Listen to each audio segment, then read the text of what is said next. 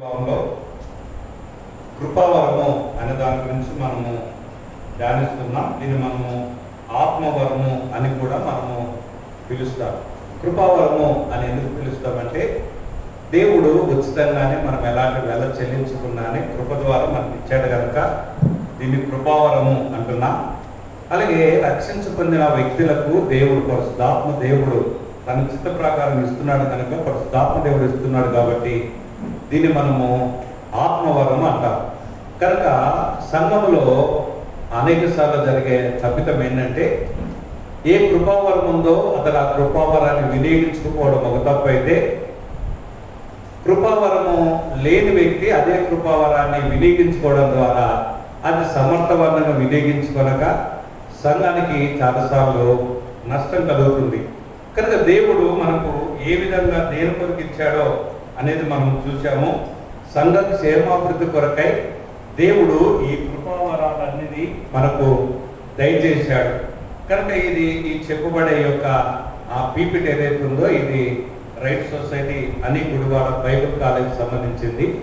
ఈ యొక్క మ్యాటర్ అంతటిని ఒక సేవకుడు రిక్ వారెన్ అని ఒక అతను వేరే విదేశంలో తన స్థానిక సంఘంలో ప్రతి వారం చెప్పిన బైబిల్ స్టడీని ఆ తర్వాత అక్కడ సంఘస్థులు ఏం చేశారంటే పర్పస్ ఆఫ్ డివైన్ అనే ఒక పుస్తకంగా తయారు చేసి దాన్ని పబ్లిష్ చేశారు.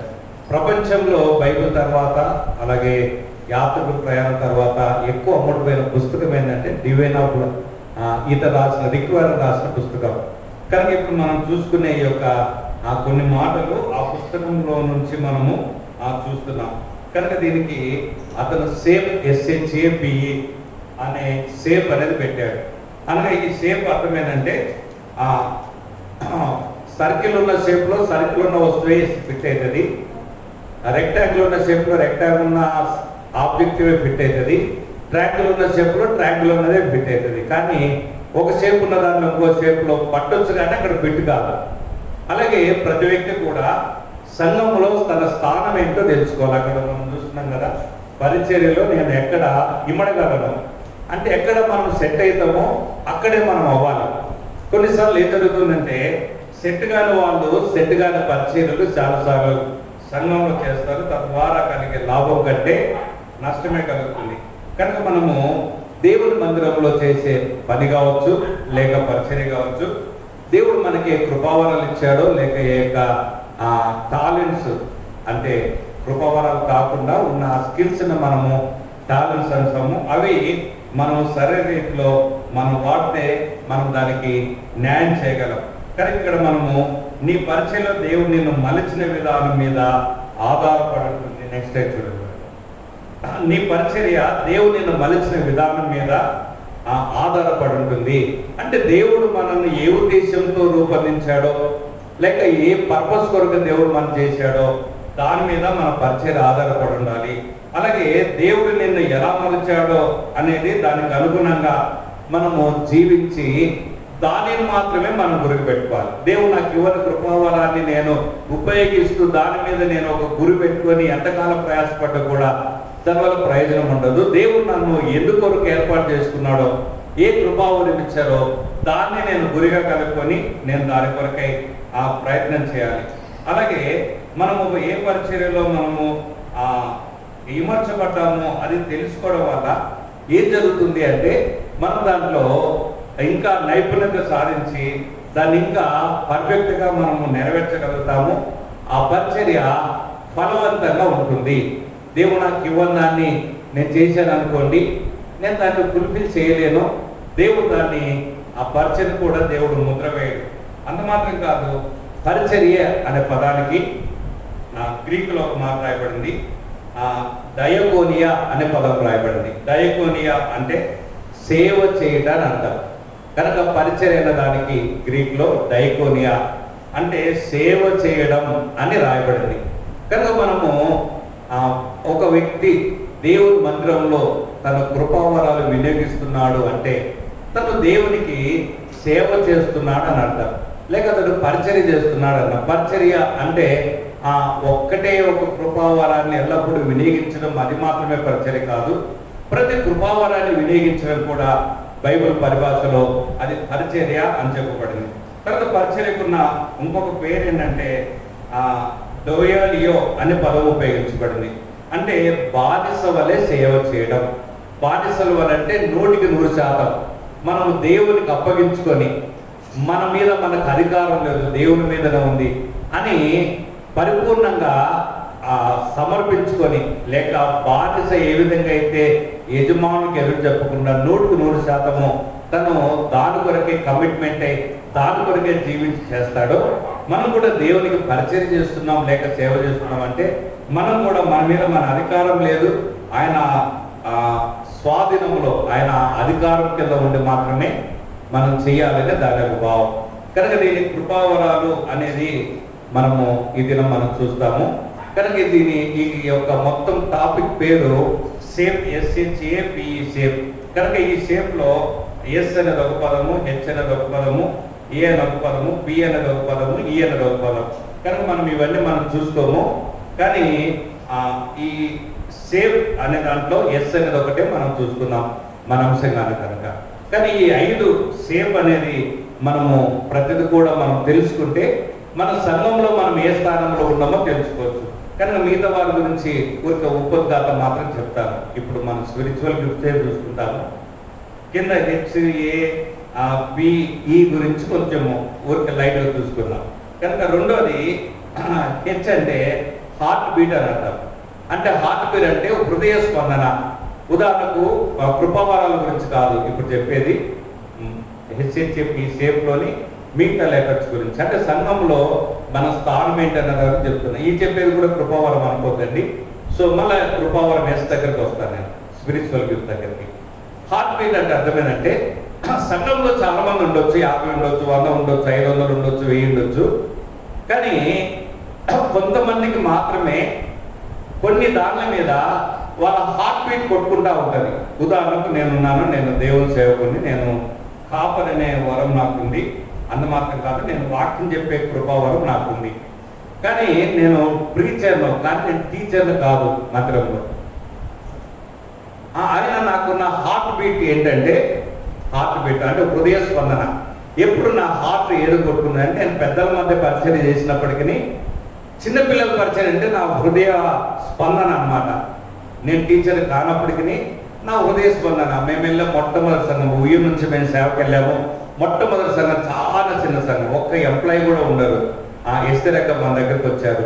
ఆ చిన్న సంఘంలో కూడా మేము VBS పెట్టాము, 100 మంది పిల్లలు వచ్చారు.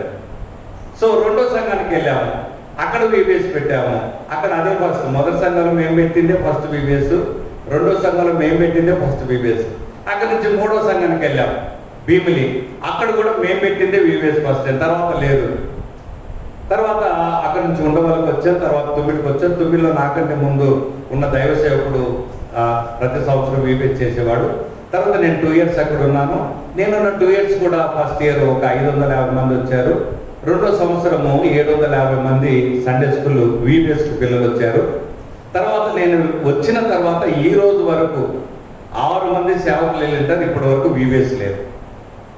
సో అంటే ఎందుకు చెప్తున్నానంటే, నేను టీచర్ని కాకపోయినా నా హార్ట్ బీట్, హృదయ స్పందన ఎప్పుడు చిన్నపిల్లల పరిచయం నేను చేయలేకపోయినా చెయ్యాలని ఉంటుంది. ఈ మధ్య లాస్ట్ వీక్ మా దగ్గర చిల్డ్రన్స్ రిట్రీట్ కూడా మేము పెట్టాం. కనుక హృదయ స్పందన అంటే సంఘంలో కొంతమందికి కొన్ని చెయ్యాలని వారికి ఉంటుంది. కొంతమందికి సంఘంలో 50 మంది ఉంటారు, 40 మంది బాప్టిజం తీసుకున్న వాళ్ళు ఉంటారు, 40 మంది బల్ల తీసుకుంటారు. కానీ 40 మందికి సువార్త చేయాలని ఉండదు.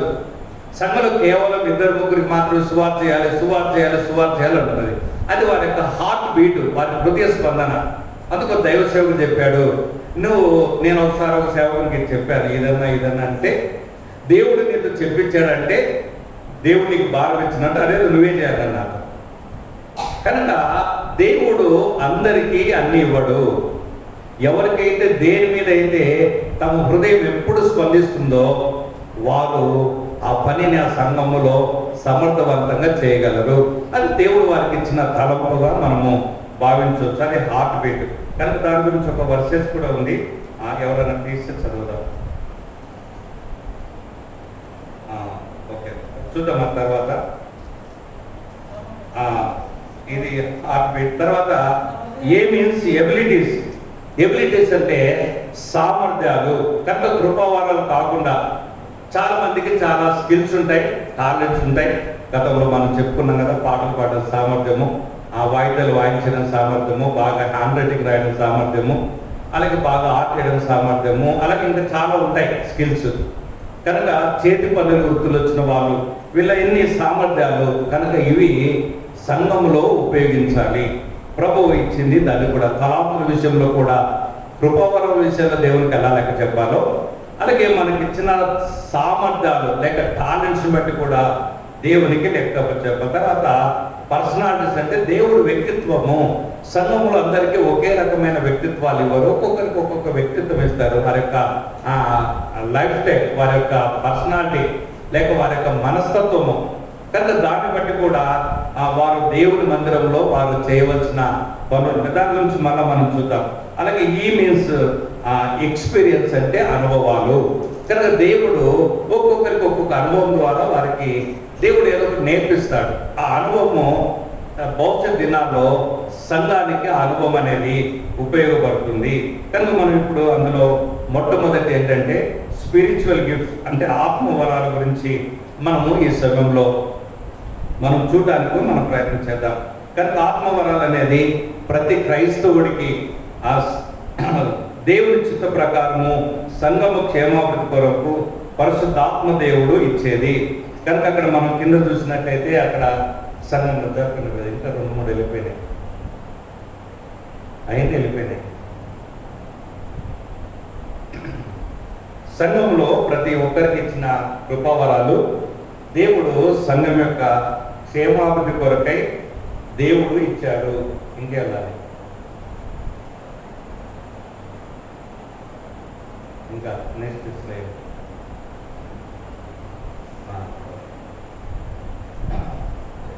మార్చలేదు కూడా. కనుక దాదాపు ఒక 2-3 రెఫరెన్స్ ఉన్నాయి. మనం ఇంతకుముందు ఆల్రెడీ మనం చూసాము. ఆ దేవుడు సంఘము క్షేమాభివృద్ధి కొరకై అవి ఇచ్చాడని.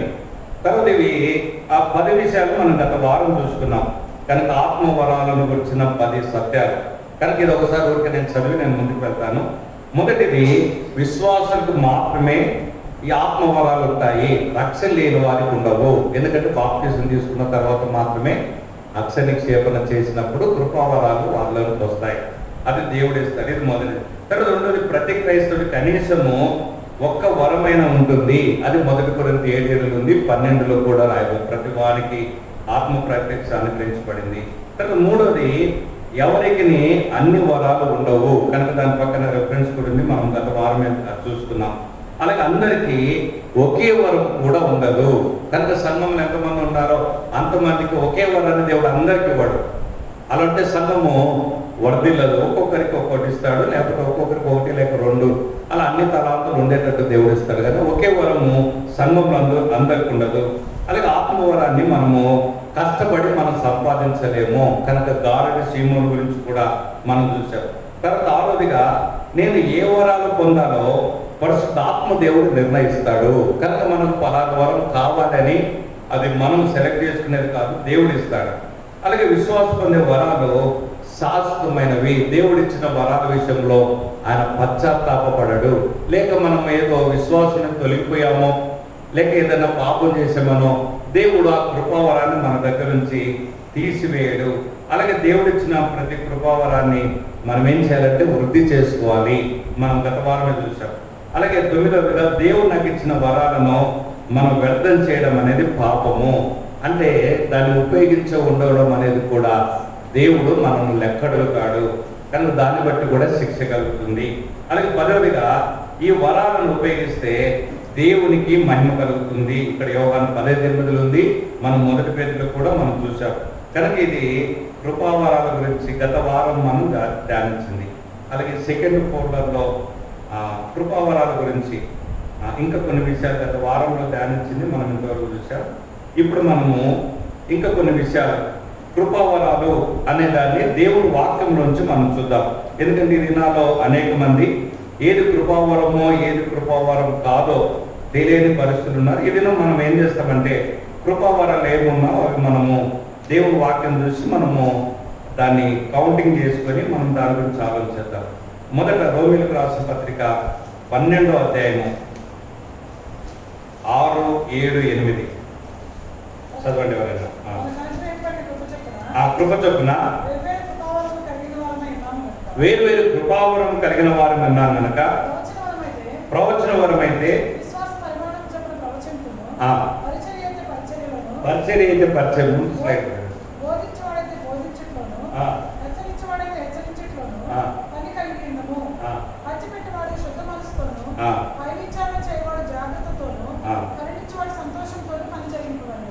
ఇక్కడ రోమ 12:6-8లో 7 విషయాలు ఉన్నాయి.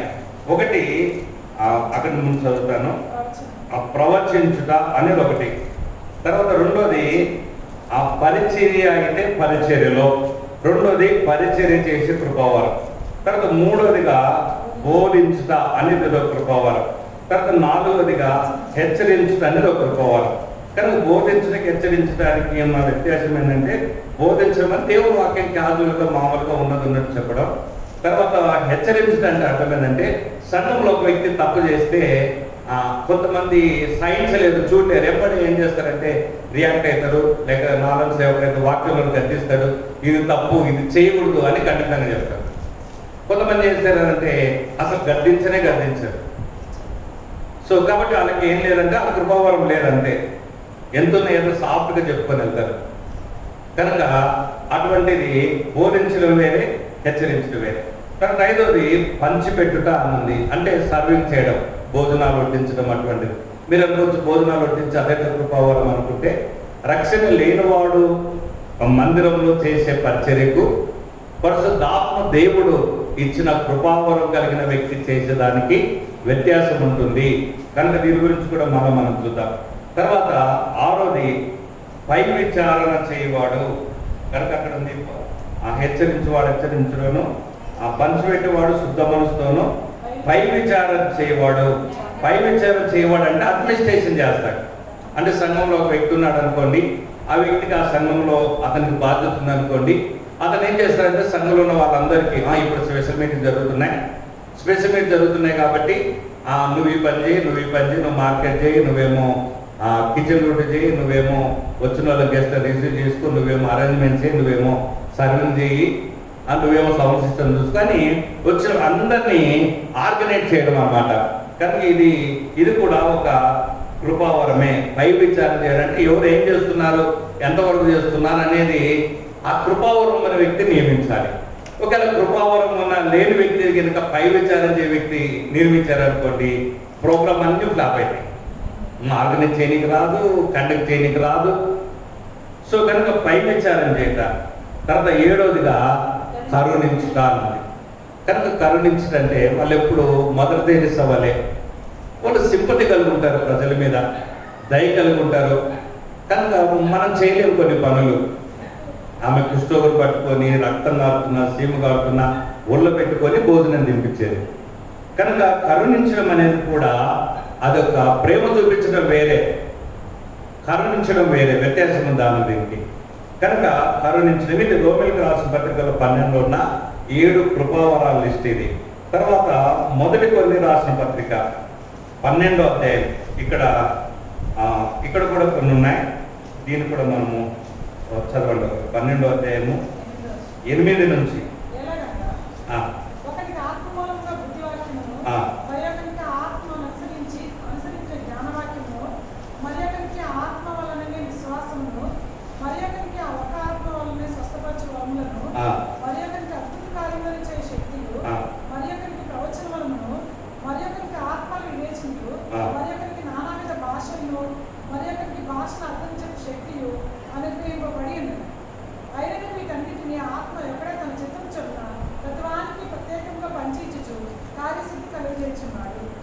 ఇక్కడ మనము దేవుని వాక్యం మనం చూస్తే దాదాపు ఇక్కడ ఇంకా కొంచెము 28వ వచనంలో కూడా చూస్తే అక్కడ కూడా రాయబడ్డాయి.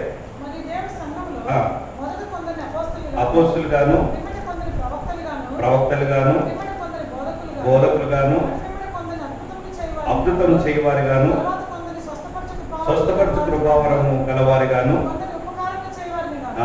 కొందరిని ప్రభుత్వం చేయవారిగాను నియమించారు. కనుక ఇక్కడ నుంచి మనము 11 వరకు చదువుకున్నాం, మళ్ళీ 28 వరకు మనం చదువుకున్నాం. కనుక ఇక్కడ కృపావరం గురించి దాదాపు 13 ఉన్నాయి. కొన్ని రిపీట్ అయినాయి, అక్కడిక్కడ రిపీట్ అయినాయి మనం తీసేస్తే దాదాపు ఇక్కడ 13 ఉన్నాయి. కనుక 1 బుద్ధివాక్యము, 2 జ్ఞానవాక్యము, 3 విశ్వాసము, 4 స్వస్థపరుచుట, 5 అద్భుతములు చేసే శక్తి, అలాగే 6 ప్రవచన వరము, 7 ఆత్మల వివేచన, 8 నానావిధ భాషలు, 9 భాషల అర్థము చెప్పే శక్తి, 10 అపోస్తలులు, 11 బోధకులు, 12 ఉపచారము చేయుట, 13 ప్రభుత్వం చేయుట. కనుక ఇవి 13 ఇక్కడ మనం చదివిన లేఖన భావంలో కొన్ని రిపీట్ అయినా మనం తీసేసాము. ఈ 13 ఆత్మ సంబంధమైన కృపావరాలు ఇక రాయబడ్డాయి. రోమ 12లో మనం చూసుకున్నాం, అలాగే ఇది 1 కొరింథీ 12లో చూసాం. అక్కడ 7 చూసాము, ఇక్కడ దాదాపు 13 ఉన్నాయి. అంటే ఇంతవరకు మనం దాదాపు 20 చూసాం. కనుక ఇందులో కొన్నిసార్లు మనకు అనిపిస్తుంది ఇది కృపావరం కాదేమనిపిస్తుంది, కానీ దేవుని వాక్యంలో రాయబడింది. ఉదాహరణకు 3వది చూస్తే విశ్వాసం అన్నది. కనుక మీకు సందేహం రావచ్చు, మేమందరూ విశ్వాసులం కదా, మన ప్రత్యేకమైన విశ్వాసం అదొకటి ఏంటి కృపావరమా అనుకోవచ్చు. కనుక ఒక వ్యక్తి రక్షించబడిన విశ్వాసం వేరే, ప్రభువైన యేసునందు విశ్వాసం ఉంచుము అప్పుడు నీవు నీ ఇంటి వారు రక్షణ పొందుతాయని ఆ విశ్వాసం వేరే. ఆయన దేవుడైన విశ్వసించడం వేరే, ఆయన రక్షకుడైన విశ్వసించడం వేరే, ఆయన వస్తే మళ్ళీ మమ్మల్ని కొనిపోతాడు ఈ విశ్వాసం వేరే. కానీ ఆ విశ్వాసులు అందరికీ ఉంటుంది. కానీ కృపావరమైన విశ్వాసం ఎటువంటి విశ్వాసం అంటే మీకు ఒక ఉదాహరణ చెప్తా. దేవదేవుని భక్సింగ్ గారు ఒకసారి రైల్వే స్టేషన్కి వెళ్ళాడు, అతనికి ఛార్జీ డబ్బులు లేవు. వేరే వ్యక్తిని పంపించాడు కౌంటర్లోకి, నువ్వు వెళ్ళి టికెట్ తీసుకురా. ఆ వ్యక్తి డబ్బులు ఇచ్చాడా? ఇవ్వలేదు. సో ఆ వ్యక్తి కౌంటర్లో నిలబడ్డాడు, లైన్లో నిలబడ్డాడు, లైన్ తగ్గుతా ఉంది. ఇంకా 2 ముగ్గురు అయితే ఇద్దరు కౌంటర్లకు వస్తాడు. ఇద్దరు కౌంటర్లో చేపి టికెట్ అడగడానికి ఇతని దగ్గర ఏం లేవు, డబ్బులు లేవు. కానీ భక్సింగ్ గారు ఏం చెప్పాడు, వెళ్ళి టికెట్ తీసుకురమ్మన్నాడు. కరెక్ట్ ఈయన వెళ్ళే సమయానికి ఎవరో ఒక బ్రదర్ వచ్చి ఇచ్చాడు. దాన్ని ఏమంటారంటే కృపావరము ఉన్న విశ్వాసం. సో అలాగని ఇక్కడ ఉన్న మనం అందరం వెళ్ళి రూపాయి డబ్బులు పెట్టుకోకుండా రైల్వే స్టేషన్ దగ్గరికి వెళ్ళి మనం అందరం కూడా లైన్లో నిలబడి డబ్బులు లేకుండా మనందరం చేయబెట్టే అందరికి దేవుడు డబ్బులు ఇవ్వడు. అర్థమైందా మీకు?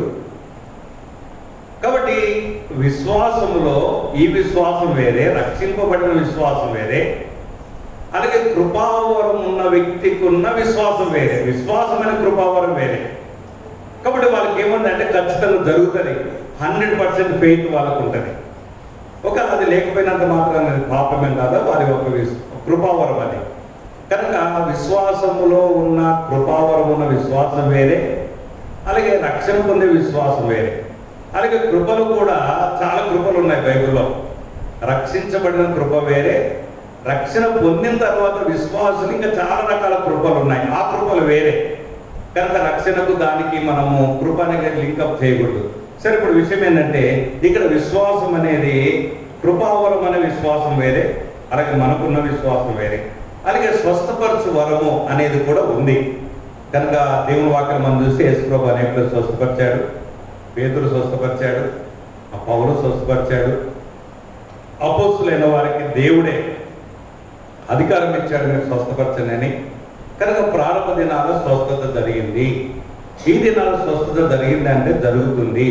కానీ స్వస్థత వరం ఉన్న వ్యక్తి చేసే స్వస్థతకు మన దానికి తేడా ఏంటంటే, ఒక వ్యక్తికి స్వస్థత వరం ఉంటే అతడు ప్రార్థన చేసిన వెంటనే స్వస్థత వస్తుంది, అంతేగాని ఇన్స్టాల్మెంట్ ప్రకారం కాదు. కనుక యేసుప్రభు స్వస్థపరిచిన తర్వాత మళ్ళీ ఇంకోసారి రా ప్రార్థన చేస్తారు, రెండోసారి రా, మూడోసారి రా, 7 సార్లు నా దగ్గరికి రాని యేసుప్రభు ఎప్పుడు చెప్పలేదు, పేతురు ఎప్పుడు చెప్పలేదు, పౌలు ఎప్పుడు చెప్పలేదు. కానీ మనం కూడా ప్రార్థన చేస్తాము, కానీ ప్రార్థన చేసినప్పుడే స్వస్థత రాదు. చేస్తూ ఉంటాం. మనకు స్వస్థవరం లేదు కాబట్టి ప్రార్థన చేస్తాం. స్వస్థవరం ఉన్నోళ్ళు ఎప్పుడూ ప్రార్థన చేయలేదు. మీకు చాలా డౌట్ వస్తుంది కదా. నెక్స్ట్ వీక్ ఏం చేస్తారంటే ఒక హోంవర్క్, మత్తయి సువార్త నుంచి ప్రకటన వరకు స్వస్థత వచ్చిన వాళ్ళ లిస్ట్ తీసుకొని ఎంతమంది ప్రార్థన చేశారు అని చూడండి. నాకు తెలిసి ఒక్కరు కూడా ప్రార్థన చేయలేదు. మళ్ళీ ఈరోజు స్వస్థత కొరకు చాలా మంది సేవకులు ప్రార్థన ఎందుకు చేస్తారు? స్వస్థత వరం ఉంటే యేసుప్రభు ఎవరికి ప్రార్థన చేయలేదు. చేశారా? చూడండి ఒకసారి 4 సువార్త చదవండి. ఎవరికి ప్రార్థన చేయలేదు. ఆయన వస్త్రం చెక్కు పుట్టుకున్నారు, బాగయ్యారు. ఆయన లెమ్మన్నాడు, అంతే లేచాడు, అంతే ప్రార్థన స్టార్ట్ చేయలేదు, ప్రార్థన ముగించలేదు, ఆమనలేదు. కనుక ఆ స్వస్థత ఉన్న వ్యక్తికి లేని వ్యక్తికి ఉన్న వ్యత్యాసం ఏంటంటే, స్వస్థత ఉన్న వ్యక్తి, వరం ఉన్న వ్యక్తి అతను ప్రార్థన చేసిన వెంటనే జరుగుతుంది. మళ్ళా 1 నిమిషం కాదు, 1 సెకండ్ కాదు, గ్యాప్ ఉండదు. కనుక ఈ దినాల్లో స్వస్థత వరం ఉన్న వాళ్ళు 199 మంది లేరు. కనుక ఎవరైనా సరే పలానా ప్రార్థన చేస్తే స్వస్థత వచ్చింది అని చెప్పడము వాక్యానుసారమైనది కాదు. ఈ వారంలోనే మన కృష్ణా జిల్లాలోనే ఒక దైవ సేవకుడు లైవ్ పెట్టాడు. వాళ్ళ సంఘంలో ఒక స్త్రీ సాక్ష్యం చెప్పింది. ఏం చెప్పిందంటే, ఆ సేవకుడి కంట రోజు ప్రేరేపణ వచ్చిందంట. ఈ సిస్టర్ గారు తల మీద ప్రార్థన చేయాలని ప్రేరేపణ వచ్చిందంట. ఈయన గదినాలు బ్యాక్ పెయిన్ ఉన్నదంట. తర్వాత ఆమె కూడా బ్యాక్ పెయిన్తో బాధపడుతుంటే ఈయనకు ఆ బాధ తెలుసు కాబట్టి ఒకసారి పెంచి తల మీద చేసి ప్రార్థన చేసిన వెంబడే ఆ సహోదరికి లోపల నుంచి ఏదో తెల్లగా బయటికి వెళ్ళిపోయిందంటే ఈమెకు స్వస్థత వచ్చిందంట.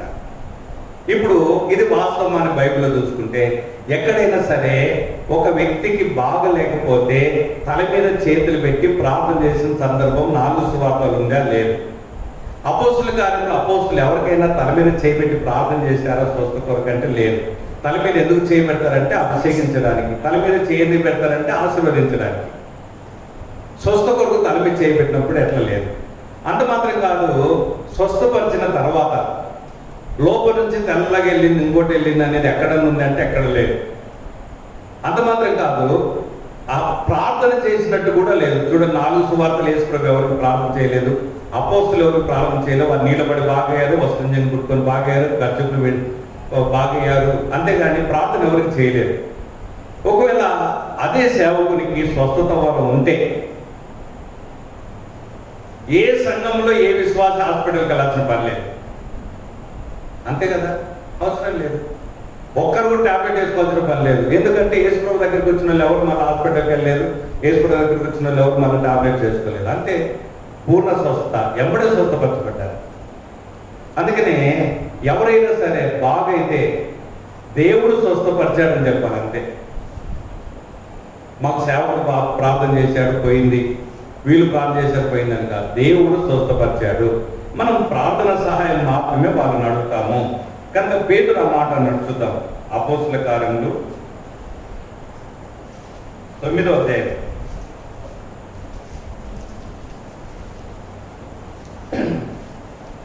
34 వచనం.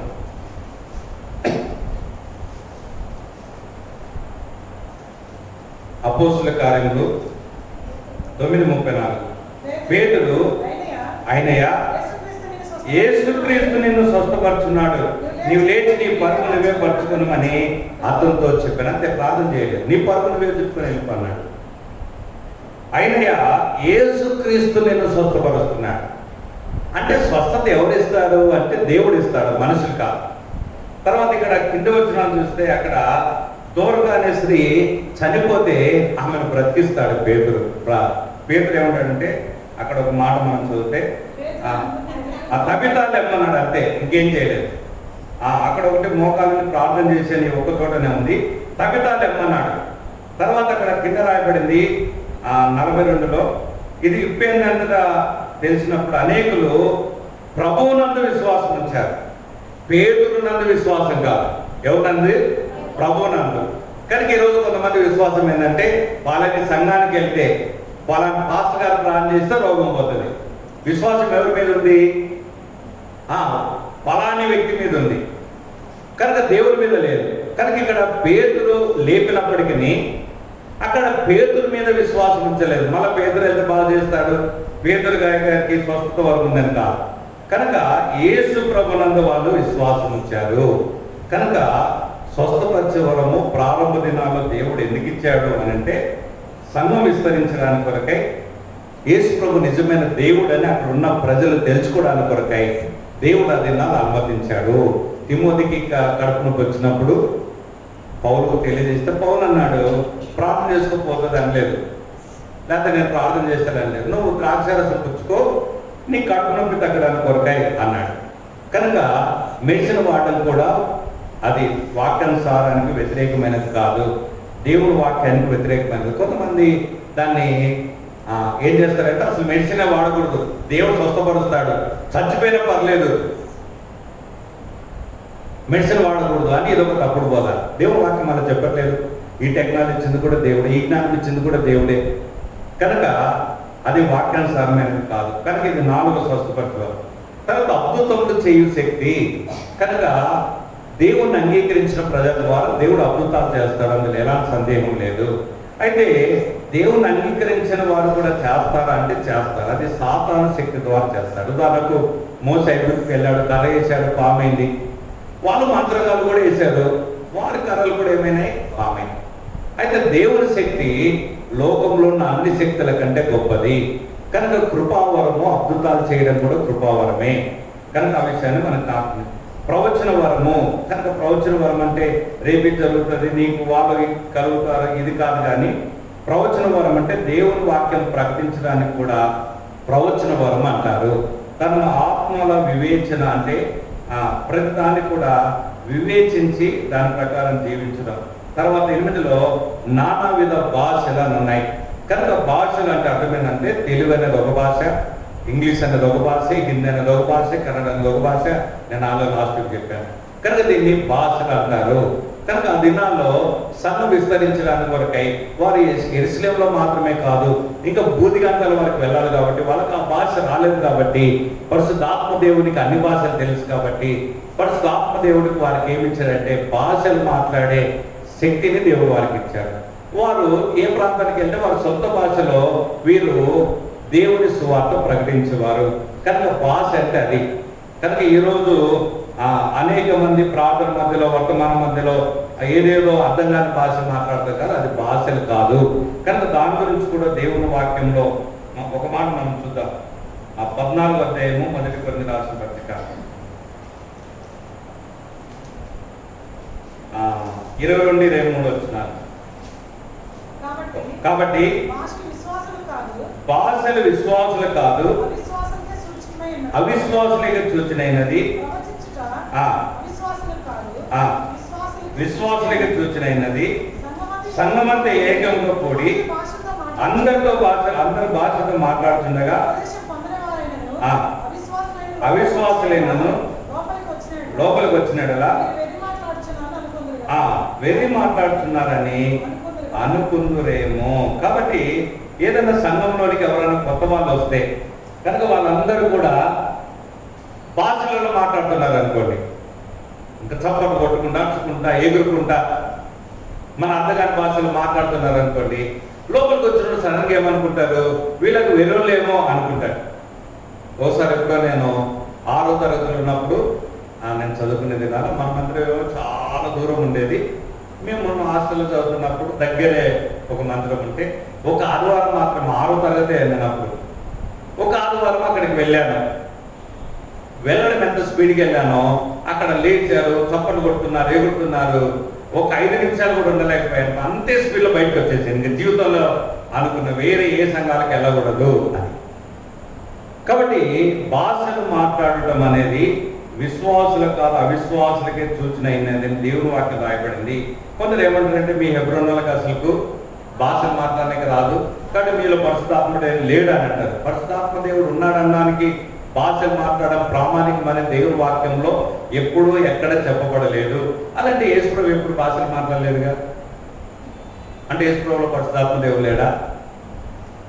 అపోస్తలుడైన పౌలు ఎప్పుడు ఆయన భాషలు మాట్లాడలేదుగా, అలాగని పరిశుద్ధాత్మ దేవుడు అపోస్తలుడైన పౌలులో లేడా? కనుక ఇది ప్రాథమికమైనది కాదు, అది ఒక కృపావరం. అంటే దేవుడు ఆ దినాల్లో దేవుడు అనుమతించాడు. ఈ దినాలు కూడా ఇస్తే భాషలు అంటే లాంగ్వేజ్, తెలుగు, ఇంగ్లీష్, హిందీ, రాని భాష మాట్లాడవచ్చు, అంతేగాని ఇప్పుడు వీళ్ళు మాట్లాడే అర్థం కాని భాష మాత్రం కాదు. కనుక దైవజనుడు భక్సింగ్ గారు కూడా ఒకసారి ఒక ప్రాంతానికి వెళ్ళాడు.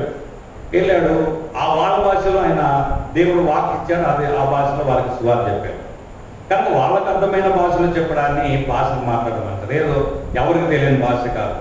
అలాగే 9లో భాషలకు అర్థం చెప్పు శక్తి అంటే ఆ లాంగ్వేజ్ని ఇంకొక భాషలకి ట్రాన్స్లేట్ చేయడము, తర్జుమా చేయడం అనేది కూడా అదొక కృపావరము. తర్వాత 10వది మనందరూ తెలుసు అపోస్తలులు, తర్వాత 11వది బోధకులు, తర్వాత 12 ఉపకారం చేయట, 13వది ప్రభుత్వం చేయట. ప్రభుత్వం చేయటం అంటే అడ్మినిస్ట్రేషన్ చేయట. అడ్మినిస్ట్రేషన్ సంఘాన్ని నడిపించాలి, సంఘంలో కార్యక్రమాలు చేయాలి, మందిరం కన్స్ట్రక్షన్ చేయాలి, బారు మీటింగ్స్ పెట్టాలి. అడ్మినిస్ట్రేషన్ ప్రభుత్వం చేయడానికి ఇది గవర్నమెంట్ ఎంప్లాయీ అని కాదు అర్థము. సంఘంలో దేవుని మందిరంలో ఒక సంఘాన్ని నాయకత్వం వహించి దాన్ని ఆర్గనైజ్ చేయడము. ఎట్లా ఆర్గనైజ్ చేయాలి, ఎన్ని సంఘాలు చెప్పాలి, ఎన్ని సంఘాలు వస్తారు, ఎంతమంది విశ్వాసులు వస్తారు, ఏ సమయాన్ని ప్రారంభించాలి, ఏ రోజులలో మీటింగ్ పెట్టుకోవాలి, ఏ స్పీకర్ అయితే బాగా చెప్తాడు, సువార్త కొడుకైతే ఏ స్పీకర్ బాగా చెప్తాడు, బైబిల్ స్టడీ అయితే ఏ స్పీకర్ బాగా చెప్తాడు, లేక సంఘంలో ఉద్యోగం రావాలంటే ఎవరైతే బాగా చెప్తారు. సో ఇవాళ ఇది అడ్మినిస్ట్రేషన్.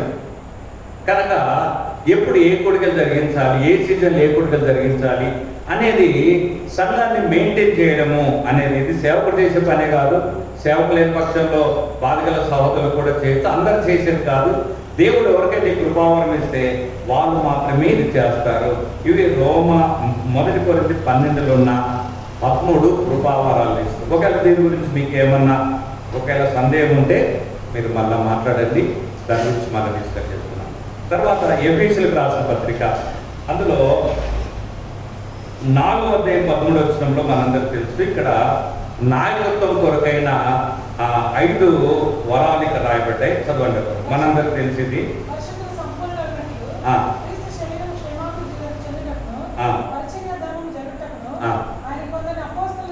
కొందరిని అపోస్తలు గాను, కొందరి ప్రవక్తలు గాను, కొందరు సువార్తికులు గాను, కొందరి కాపర్లు గాను, ఉపదేశకులు గాను నియమించను. సంఘము క్షేమాభివృద్ధి కొరకై. ఇది 5-fold మినిస్ట్రీ అంటారు, 5 అంతల పరిచర్య అంటారు. కనుక ఈ దినాల్లో అపోస్తలులు పీరియడ్ అయిపోయింది, ప్రవక్తల కాలం కూడా అయిపోయింది. దేవుని వాక్యం మనం చూస్తాం, అపోస్తలులు ప్రవక్తలు వేసిన పునాది మీద మీరు కట్టబడుతున్నారు. అక్కడే ఉంది 2వ అధ్యాయము ఎఫెసీయులకు రాసిన పత్రిక 20 క్రీస్తు యేసే ముఖ్యమైన ముద్రాయండగా అపోస్తలు ప్రవక్త వేసిన పునాది మీద మీరు కట్టబడుతున్నారు. కనుక అపోస్తలు వేసిన పునాది కనుక మనకంటే ముందున్న వారు ఆది సంఘంలో అపోస్తులైన వారు సంఘం అంటే ఏంటిది, పరిచర్య అంటే ఏంటిది అనేది వాళ్ళు ఆల్రెడీ ఏం చేశారంటే పునాది వేశారు. కనుక ప్రవక్తలు అనేది పాత నిబంధన గ్రంథానికి సాదృశ్యము. కనుక పాత నిబంధన గ్రంథము, క్రొత్త నిబంధన గ్రంథంలో అపోస్తలు వీరిద్దరు కలిసి వేసిన పునాది మీద ఈ దినం మనం కట్టబడుతున్నాము. ఇంకొక పునాది మనం వేయకూడదు. ఈరోజు దేవుడు ఈ లేఖనాలకు అతీతంగా లేక వాక్యంలో లేనిది ప్రవక్తలు చెప్పండి, అపోస్తలు చెయ్యండి, దేవుడు కొత్త ప్రత్యక్షత ఇంకా వేరే వారికి బయలుపరచడు.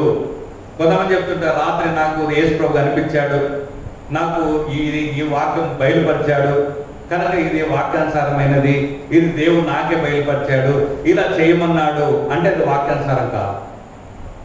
ఎవరైనా సరే దేవుడు నాకు బయలుపరిచాడు అంటే రెఫరెన్స్ ఉందా, ఉంటే దాని గురించి చెప్పమన్నాను. అంతేగాని దేవుడు నాకు బయలుపరిచాడు అని చెప్పి ఇది నాలో అనేకమైన సిద్ధాంతాలు చేసుకున్నాడు. నాకు ప్రత్యక్షపడితే దేవుడు నాకు చెప్పాడు. కనుక దేవుని వాక్యములు ఉన్నది కాకుండా దేవుడు ఎవరికి ఏది చెప్పడు. ఎందుకంటే దేవుని వాక్యము పరిపూర్ణమైనది, సంపూర్ణమైనది. ప్రకటన చివరచిన తర్వాత అక్కడ ఏముందంటే సమాప్తం అని ఉంది. ఇంకా మళ్ళీ దాంట్లో ఒక అక్షరం కానీ పొల్లు కానీ సున్నా కానీ కలపడము తీసేయడం చేయకూడదు. కనుక ఈ పునాది మీద మనం కట్టబడుతున్నాం. కనుక ఇప్పుడున్న 3 రకాలైన పరిచర్యలు ఏంటంటే, కొందరిని కాపరులుగాను, ఉపదేశకులుగాను, కొందరిని సువార్తలుగాను నియమించను. మొదటి సువార్తికులు అనేది ఒకటి. రెండోది కాపరులు అంటే సంఘంలో పాస్టరు అని అర్థం, సేవకుడు అని అర్థం. తర్వాత మూడోది టీచర్స్ అంటే ఉపదేశకులు, టీచర్స్.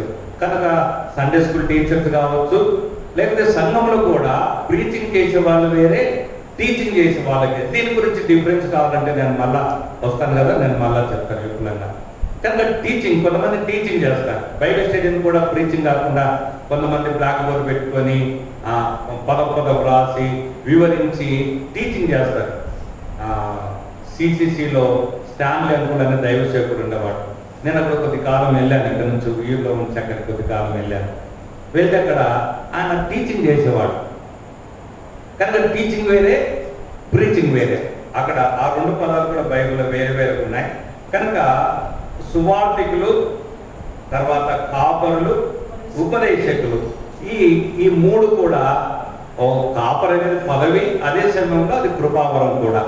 అలాగే సువార్థికులు అంటే ఒకవేళ మీకు సందేహం రావచ్చు, సువార్థకులు ఏంటన్నా సంఘమంత సువార్త చేయాలి కదంటే, సంఘమంత సువార్త చేయాలి వాస్తవమే, ప్రతి విశ్వాస సువార్త చేయాలి వాస్తవమే. కనుక విశ్వాసం చేసే సువార్తకు, సంఘమంత చేసే సువార్తకు, సువార్త అనే కృపావరముల సువార్తకు వ్యత్యాసం. సంఘం యొక్క పని అంటే వారికి ఓ రోజు వెళ్తారు, సంఘం అంతా సువార్త చేస్తారు, పనులు పాల్గొంటున్నారు. కాబట్టి నేను ఒకసారి సువార్త క్యాంపెయిన్ పెట్టుకుంటారు, చేస్తారు. వీళ్ళకున్న భారం బట్టి అప్పుడప్పుడు చెప్తుంటారు. ఇది ప్రతి విశ్వాస చేయాల్సింది. కానీ కృపావరం ఉన్న వ్యక్తి ఏం చేస్తారంటే, అతని ప్రతిరోజు ఎవరు సువార్త చెప్పాలి, ఎవరు సువార్త చెప్పాలి, ఎక్కడ వెళ్ళాలని కాళ్ళు చేతులు ఊరుకో ప్రతిరోజు ఆ పని చేస్తాడు. ఎవరు? కృపావరం ఉన్న వ్యక్తి. కృపావరం వ్యక్తి ఫుల్ టైం చేస్తాడు. తన హృదయ స్పందన అదే ఉంటుంది, తను ఎప్పుడు తన ధ్యాసంతో అదే ఉంటుంది, తను ఎక్కువగా చేస్తాడు సువార్త. మిగతా విశ్వాసులు కృపావరం ఉండదు కాబట్టి, అది దేవుడు చేయమన్నాడు కాబట్టి మనము సువార్త చేస్తాం. ఇది సువార్త అనే కృపావరం ఉన్న వ్యక్తికి, కృపావరం లేని మిగతా విశ్వాసులకు ఉన్న వ్యత్యాసం ఇది. కనుక ఈ మూడు, అవి రెండు, 5 కృపావరాలు. ఇది సంఘము నాయకత్వానికి కొరకే కృపావరాలు. ఇంకా కొన్ని చూసి మనం ముగించుకున్నాం. 1 పేతురు 4:10 మనం ఏం చూసామంటే, మొదట 7 చూసాము, మళ్ళీ తర్వాత 13 చూసాము, 20, మళ్ళీ ఒక 5 చూసాము, 25 కృపావరాలు మనము ఇంతవరకు చూసాము. ఇంకొక 4 ఉన్నాయి, 4 చెప్పి నేను ముగిస్తాను. 1 పేతురు 4:10 కృప విషయమై మంచి గృహ నిర్వాహకులైంది, ఒక్కొక్కడు కృపావరం పొందిన కొలది ఉపచారం చేయడి. ఇక్కడ ఉపచారం చేయడి, కృపావరం పొందిన కొలది. కనుక ఉపచారం చేయండి అంటే అర్థం ఏంటంటే, ఒకరికొకరు మీరు ఆతిథ్యం ఇచ్చుకోండి అని అర్థం. ఉపచారం చేయడి అనే మాట. కృపావరం పొందిన కొలది అంటే ఆతిథ్యం ఇవ్వడం కూడా ఒక కృపావరము. కనుక సంఘంలో అందరూ ఉండొచ్చు చాలా మంది, కనుక అందరికి ఆ వరం ఉండదు. ఏదో ఫార్మాలిటీకి వచ్చినందుకు భోజనం పెట్టేది వేరే. ఈ ఉపచారం చేసే కృపావరం ఉన్నోళ్ళు ఏం చేస్తారంటే, ఎవరు వచ్చినా ఆతిథ్యం ఇస్తారు, ఎప్పుడు వచ్చినా ఆతిథ్యం ఇస్తారు, వస్తే భోజనం చేయకుండా పంపించరు. వాళ్ళకు చాలా సంతోషం అన్నమాట. ఒక వ్యక్తి ఇంటికి వస్తే ఆతిథ్యం ఇవ్వడం అనేది వాళ్ళు చాలా సంతోషంగా ఫీల్ అయ్యి, వాళ్ళు కష్టపడి వండి వారికి వడ్డించి వారు తిన్న తర్వాత వీళ్ళకి చాలా సంతృప్తి కలుగుతుంది. ఎవరికంటే కృపావరం ఉన్నారు. లీవ్ వ్యక్తులకి ఏమైందంటే, ఈ వ్యక్తి ఎందుకు వచ్చాడు, ఊరికి మాకు పని, సో అని విసుకుంటారు. కానీ కొంతమందికి ఆ మనసు ఉండదు, వచ్చిన వాళ్ళకి కాదు. ఎవరికి ఉంటుందంటే, ఎవరికైతే కృపావరం ఉంటుందో ఆతిథ్యం ఇచ్చే విషయము వాళ్ళకు ఉంటుంది. కొన్ని సంఘాలలో కొంతమంది విశ్వాసులు ఉంటారు. ఏముంటారంటే, నేను ఒకసారి రాయపూర్ వెళ్ళినప్పుడు అక్కడ కుటుంబము వాళ్ళని రిసీవ్ చేసుకున్నారు. వాళ్ళ ఇంట్లోనే 3 రోజులు ఉంచుకున్నారు. వాళ్ళు సేవకులతో చెప్పారంటే, ఏం చెప్పారంటే, ఇక్కడికి ఎవరు వచ్చినా, జయశ్రీరావు అంకులు కానీ, లేకపోతే జయరాజన్న కానీ, కురియన్ అంకులు కానీ, నాలాంటి చిన్న సేవకులు కానీ, ఎవరు వచ్చినా మేమే తీసుకెళ్తాం, మా ఇంట్లోనే పెట్టుకుంటాం, మేమే ఆతిథ్యం ఇస్తాం, మేమే పరిచయం మాత్రం అందరం తీసుకొచ్చి వస్తాం. అంటే ఆ కుటుంబము ఆ ఆతిథ్యం చేయడానికి కొరకై వాళ్ళంతా డెడికేషన్ చేసుకొని వాళ్ళు ఆ విధంగా ఎవరు వచ్చినా వీళ్ళ దగ్గరికి వెళ్ళాలి, మందిరం కొత్త మేము చూసుకుంటాం. కనుక ఆతిథ్యం కృపావరం ఇచ్చిన వాళ్ళు ఆ విధంగా ఆతిథ్యం ఇచ్చడానికి ఏ రోజు వెనుకాడరు. ఇది కూడా కృపావరం ఆతిథ్యం. తర్వాత 4:11 అక్కడ మనం ఆల్రెడీ చదువుకున్నాము, ఒకడు బోధించినట్లా దేవోక్తులు బోధించినట్టు బోధింపవలను. కనుక ఇది కూడా కృపావరం. తర్వాత 1 కొరింథీ రాసిన పత్రిక 7వ అధ్యాయం 7-8 వచనాల్లో అక్కడ వివాహం కాకుండా ఉండడానికి కూడా ఆ కృపావరము అని చెప్పబడింది. చదవండి 1 కొరింథీ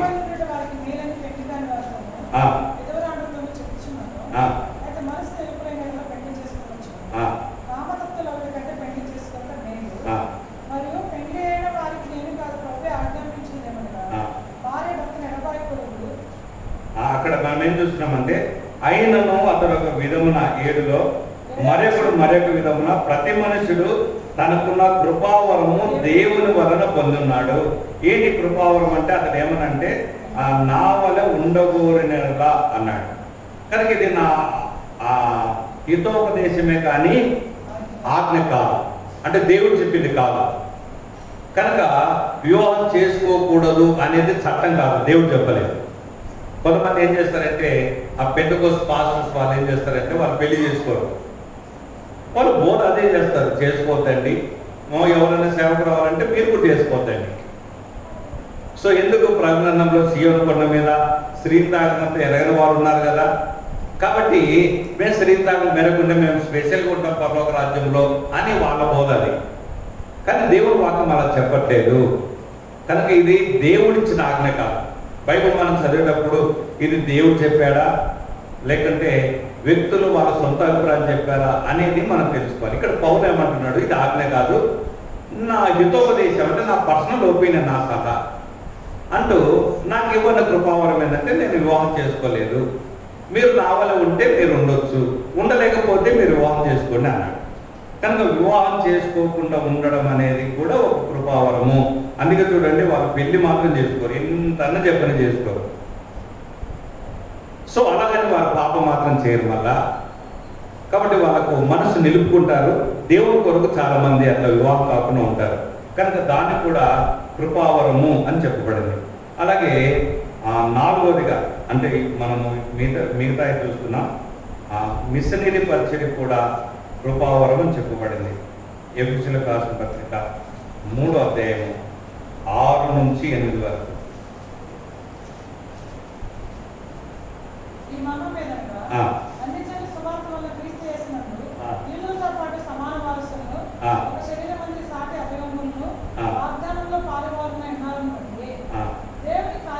దేవుని కార్యకార్యకు తన శక్తిని బట్టి నాకు అనుగ్రహించిన కృపావరము చొప్పున నేను ఆ సువార్తకు పరిచారకుడనైతిని.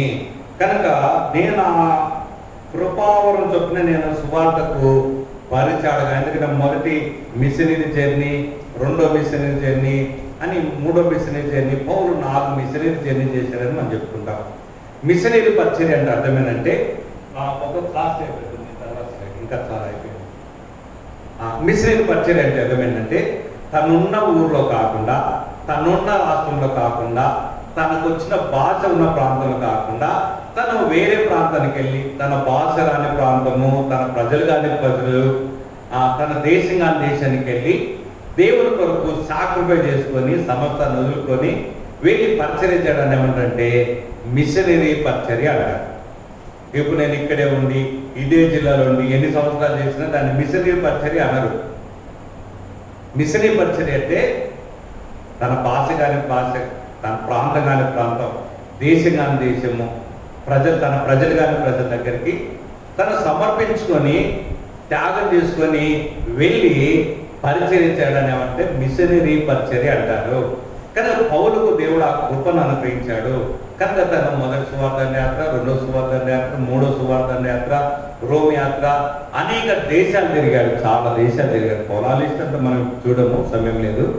కనుక దీన్ని మిషనరీ అని అంటారు, కృపావరం. అలాగే చాలామంది దైవజనులు కూడా